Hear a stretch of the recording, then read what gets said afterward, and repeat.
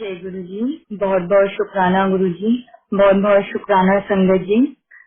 मुझे गुरु जी से जुड़े हुए 11 इयर्स हो गए हैं और सच मानिए संगत जी, ये मेरी लाइफ का सबसे ब्यूटीफुल ब्यूटीफुल ब्यूटीफुल टाइम है जो मैं गुरु जी के साथ बिता रही हूँ। और मैं गुरु जी का बहुत बहुत शुक्राना करती हूँ कि गुरु जी ने आज मुझे शायद इस लायक बना दिया है कि मैं अपने एक्सपीरियंस आप लोगों के साथ शेयर कर सकूं। इन 11 इयर्स में गुरुजी ने मुझे इतना दिया है कि मैंने हमेशा से ये बात सुनी थी कि गुरुजी एक हाथ से देते हैं और आपके दोनों हाथ छोटे पड़ जाते हैं। और संगत जी, ये बात मैं अपने ऊपर लेती हूँ। शायद मेरे दोनों हाथ, मेरी झोली, मेरा घर सब छोटा पड़ गया। गुरुजी ने मुझे इतना दिया है। हर हर एक चीज बात उन्हें, हर एक फीलिंग हमारी, हर एक पेन उन्हें, हर एक टेंशन सब कुछ उन्हें मालूम होता है और वो उस चीज को इतनी अच्छी तरीके से मैनेज करते हैं। पता ही नहीं चलता कब कोई प्रॉब्लम आई और कब सॉल्व हो गई। संगत जी, मैं आप सबको बताती हूँ कि हम जुड़े कैसे थे। ये 2010 की बात है। हमारी लाइफ में बहुत सारी प्रॉब्लम्स थी। शायद अगर संगत जी, मैं ये श्योरली कह सकती हूँ कि आज अगर गुरुजी मेरी लाइफ में ना होते तो शायद मैं ना होती, शायद डिप्रेशन की मरीज होती, सुसाइड कर लेती, या मेरी फैमिली भी ना होती। इतनी प्रॉब्लम्स थी उस समय हमारी फैमिली में। हमारे एक बहुत क्लोज रिलेटिव हो, जिसे आप समझ लीजिए ब्लड रिलेशन होता है, वो हमारे घर आया करते थे।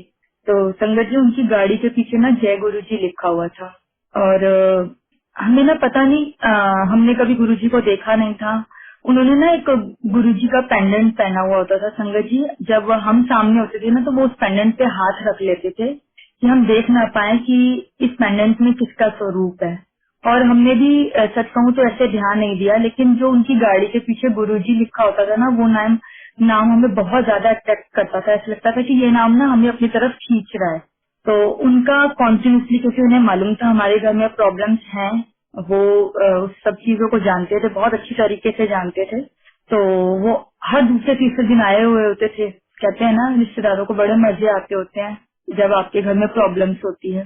तो मैंने ना उनसे पूछा, मैंने उनसे ये नहीं पूछा कि आप गुरुजी को जानते हैं, यही गुरुजी कौन है। हमने उनसे पूछा कि आप क्या किसी ऐसे दर पर जाते हैं जहाँ पर हमारी प्रॉब्लम सॉल्व हो सके। तो संगत जी, उन्होंने हमें आंसर दिया कि नहीं, हम ऐसे किसी दर पर नहीं जाते हैं। जबकि संगत जी वो गुरुजी के पास जाते थे उस वक्त। एनीवे, एक दो दिन बाद ना उन्होंने मेरे हस्बैंड को अपने पास बुलाया और एक विजिटिंग कार्ड दिया संगत जी कि तुम ना यहाँ पर चले जाओ, तुम्हारी प्रॉब्लम सॉल्व हो जाएगी। संगत जी, नेक्स्ट डे मेरे हस्बैंड, मैं और मेरे ब्रदर इन लॉ, हमने गाड़ी ली और हम उस विजिटिंग कार्ड वाले एरिया पर गए। वो जहांगीरपुरी में एरिया था। जब हम उस एरिया में पहुंचे संगत जी, तो वो बहुत बहुत ज्यादा स्लम एरिया था। बहुत ज्यादा मतलब झुग्गियां थी वहाँ पर, बहुत गंदगी थी, बहुत मतलब हमारे हिसाब से सही लोग जैसे होते हैं वैसे नहीं थे, उस टाइप के लोग नहीं थे वहाँ पर। शायद मुस्लिम एरिया भी था वो। तो मेरे हस्बैंड ने कहा कि भारती, मुझे ना शायद यहाँ पर कुछ भी ठीक नहीं लग रहा है, तू गाड़ी से नहीं उतरेगी, तू गाड़ी में बैठ, गाड़ी को अंदर से लॉक करके बैठ, मैं और लवली देख कर आते हैं ये जगह। संगत जी, वो गए, वो फर्स्ट फ्लोर पर गए। वहाँ पर एक मोमडन था, एक मुसलमान था, फटे हुए कपड़े पहने हुए थे, झुग्गी थी वो, और बहुत टूटी हुई सी झुग्गी थी। वहाँ पर बड़ी सारी खोपड़ियाँ और ये तंत्र मंत्र की जो चीजें होती है वो वहाँ पर पड़ी हुई थी। मेरे हस्बैंड और मेरे ब्रदर लोग बहुत ज्यादा घबरा गए कि यार ये क्या जगह है। और ये ना बिना कुछ बात किए, बिना कुछ उसको बोले बाहर आए और फटाफट आकर गाड़ी में बैठे। और मैंने इनसे पूछा, मैंने कहा क्या हुआ, आप लोगों का तो चेहरा ही बड़ा उतरा हुआ है। तो कहते तू गाड़ी में बैठ, गाड़ी स्टार्ट करने दे, मैं रास्ते में बात करता हूँ। संगत जी, ने मुझे रास्ते में बताया कि वो तो ऐसी ऐसी जगह थी। तो आप मानोगे नहीं संगत जी, क्या कहते हैं, हमारे तो होश ही उड़ गए कि हम ये कैसी जगह पर आए। और आप बिलीव करोगे, हमें ना ये यकीन हो गया था कि मतलब जो गुरुजी ये बोलते हैं ना, ये वो गुरुजी नहीं है। मतलब ये गुरुजी की कोई जगह नहीं है। पता नहीं क्यों ये अपने था कि ये गुरुजी नहीं है। संगत जी, कोई बात नहीं, अब तो उनसे दोबारा पूछने का तो मतलब ही नहीं था कि हम उनसे दोबारा पूछते कि ये गुरुजी कौन है, क्योंकि हम समझ गए थे कि शायद इनकी नीयत नहीं है, ये हमें बताना ही नहीं चाहते हैं गुरुजी कौन है। संगत जी, लेकिन अब वो गुरुजी का ना दिमाग में बैठ गया था कि गुरुजी नाम है कोई और गुरुजी हमें ना अपनी तरफ खींचते हैं। तो इतने में ना संगत जी अब ये हो गया था कि कोई भी गाड़ी आती थी ना, कोई भी गाड़ी कहीं पर आ रही होती थी, उस समय ना 10-11 ईयर्स पहले गाड़ियां बहुत कम होती थी जिनके पीछे गुरुजी लिखा होता था। तो अब कोई भी गाड़ी नजर आनी, मेरे हस्बैंड ना उसको फॉलो करने लग जाते थे। अब आप मानोगे नहीं, कई बार मेरे हस्बैंड, हम यहाँ रहते हैं Delhi university Khalsa college model town की तरफ हम लोग रहते हैं, और जब भी मैं इनको फोन करती थी कि आप आए नहीं, तो ये मुझे बोलते थे मैं तो गाजियाबाद लोनी पहुंचा हुआ हूँ, मैं तो पानीपत पहुंचा हुआ हूँ, मैं तो फरीदाबाद पहुंचा हुआ हूँ। मैंने कहा किस लिए? गुरुजी की एक गाड़ी नजर आई थी ना, मैं उसको फॉलो करते करते आया कि ये गाड़ी रुकेगी तो मैं इनसे पूछूंगा, लेकिन गाड़ियां मेरे हाथ से निकल गई। मतलब हम गुरुजी को लेकर इतने दीवाने हो गए थे, लेकिन हमें ये नहीं मालूम था कि ये गुरुजी कौन है, देखने में कैसे लगते हैं, कहाँ मिलते हैं, कुछ भी नहीं हमें मालूम था संगत जी। इतने में एक बार बहुत परेशान हो गए, 6 महीने ऐसे ही निकल गए संगत जी। अब जब 6 महीने बाद ना मेरे हस्बैंड और मैं अपनी गाड़ी में ना कहीं से आ रहे थे, तो इतने में ना क्या हुआ कि हमारे घर के आगे एक गाड़ी, हमारे घर की मेन रोड पर एक गाड़ी थी वैगनार। संगत जी वो वैगनार पहली ऐसी गाड़ी थी जिसके पीछे जय गुरु जी से लिखा हुआ था, उसके पीछे गुरु जी का स्वरूप भी लगा हुआ था संगत जी। मेरे हस्बैंड ने कहा आज तो मैं इस गाड़ी को रोककर पूछ के ही रहूंगा। संगत जी मेरी हस्बैंड ने गाड़ी को ओवरटेक किया और आगे जाके ना उसके आगे गाड़ी लगा दी। अब शायद उनका गुस्सा होना भी जायज था, तो मेरे हस्बैंड उतरे, मेरे हस्बैंड ने उनको सॉरी बोला कि सर आपकी कोई गलती नहीं है, मैंने आपको परेशान करने के लिए गाड़ी नहीं आपकी ओवरटेक की है, बस आप मुझे एक ही बात बता दीजिए ये गुरुजी कौन है। संगत जी उस बंदे ने बोला कि भैया मैं ना इस गाड़ी का ड्राइवर हूँ, मेरे जो मालिक हैं वो गुरुजी के पास जाया करते हैं, मैं कुछ ज्यादा नहीं जानता हूँ।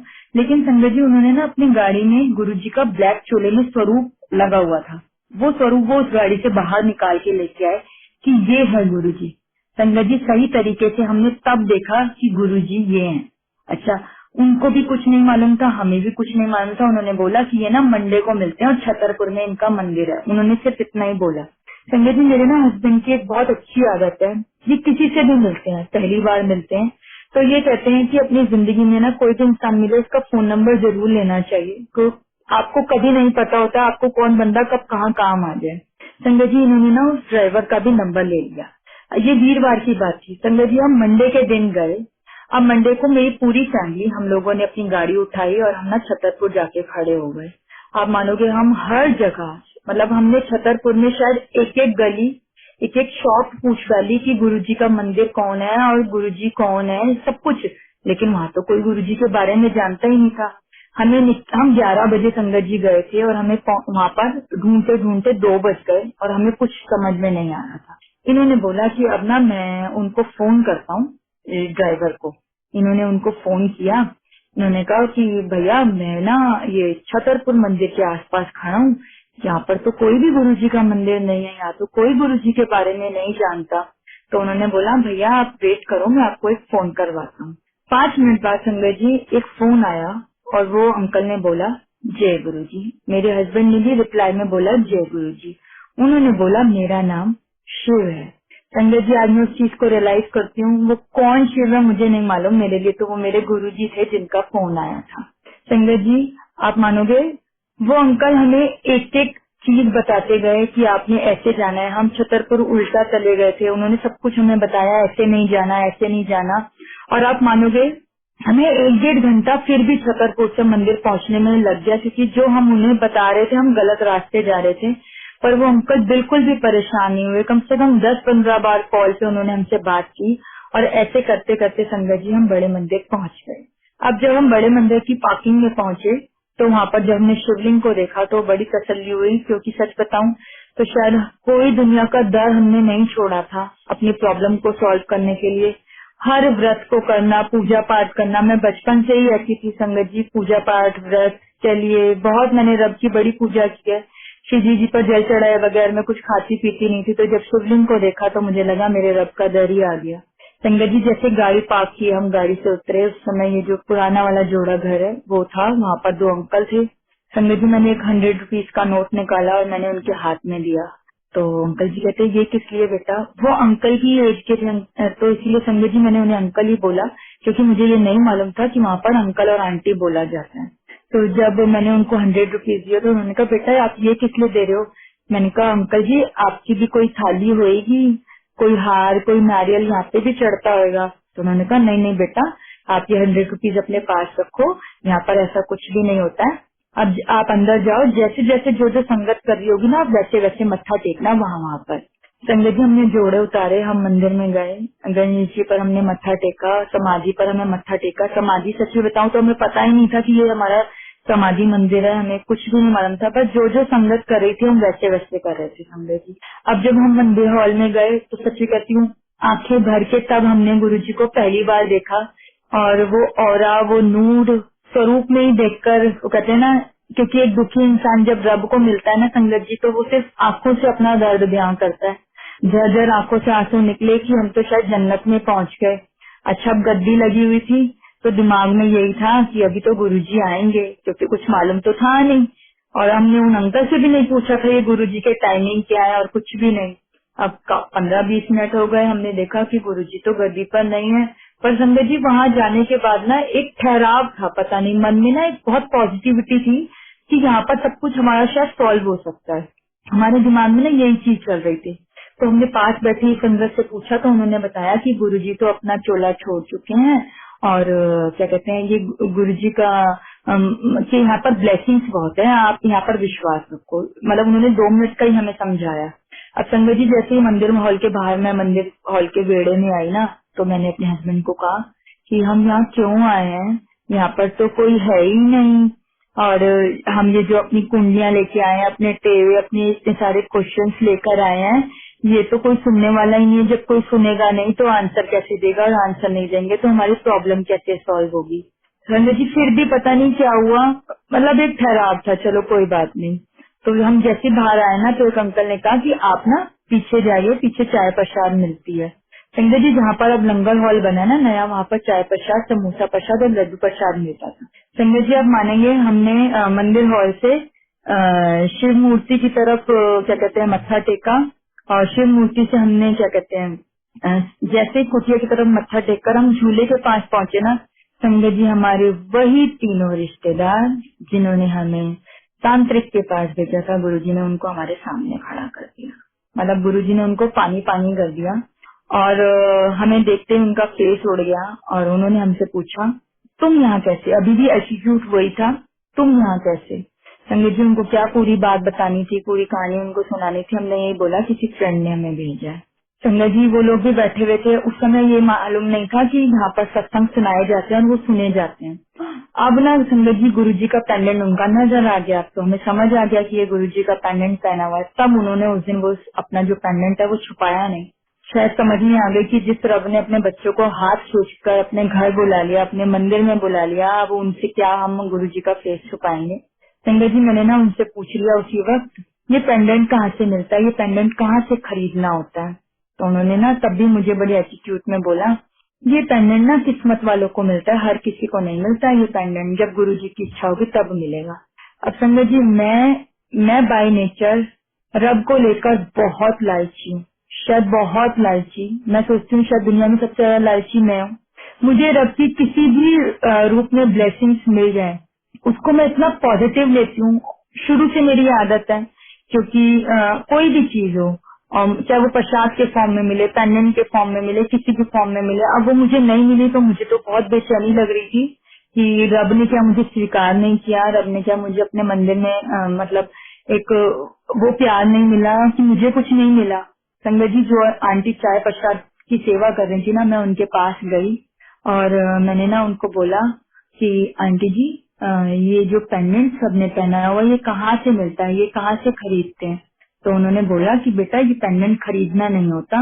उन्होंने उसी वक्त संगत जी अपना पर्स खोला, उसमें से गुरुजी का एक स्वरूप निकाला। संगत जी आज तक वो स्वरूप मैंने अभी थोड़े टाइम पहले ही फेसबुक पर देखा है, अभी तक वो स्वरूप कभी भी फेसबुक पर या किसी भी जगह पर मैंने नहीं देखा। उन्होंने वो स्वरूप निकाला, उस पर लिखा हुआ था ब्लेसिंग ऑलवेज गुरुजी। उन्होंने वो स्वरूप मुझे दिया और उन्होंने कहा बेटा आज ही आपको गुरुजी ने ब्लेस कर दिया।